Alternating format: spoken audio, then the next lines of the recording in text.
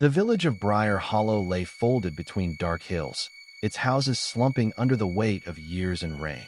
When Clara arrived with Daniel, the air smelled of damp earth and wood smoke. His grandmother's house stood at the edge of the forest, windows like blind eyes, curtains unmoving.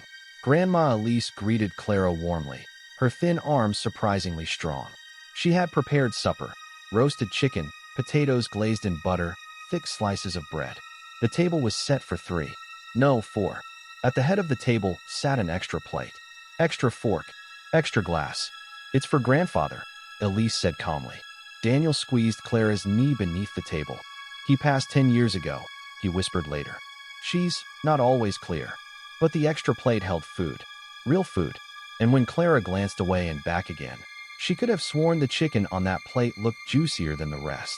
That evening, Daniel left to fetch medicine from the only pharmacy in the next town.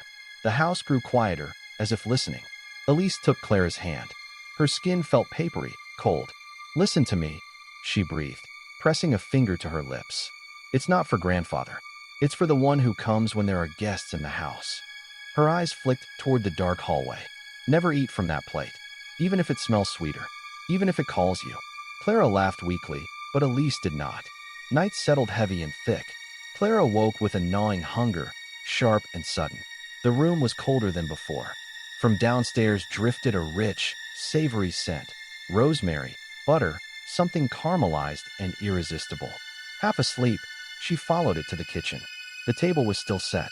The extra plate steamed, tendrils of vapor curling upward like beckoning fingers. The chicken glistened, skin crisp and golden. Her own plate was cold and congealed. Behind her, a chair scraped softly across the floor. Clara froze. The extra fork lifted. Not by a hand. No hand was there. But it rose, trembling, then turned toward her as if pointing. The air thickened. Across from the empty chair, the cushions sank slowly, as though someone heavy had just sat down. A wet inhale sounded from the space above the plate. Clara felt it then, not hunger, but being weighed, judged. The steam shifted, coiling toward her face, carrying a whisper that brushed her ear. "Stay?"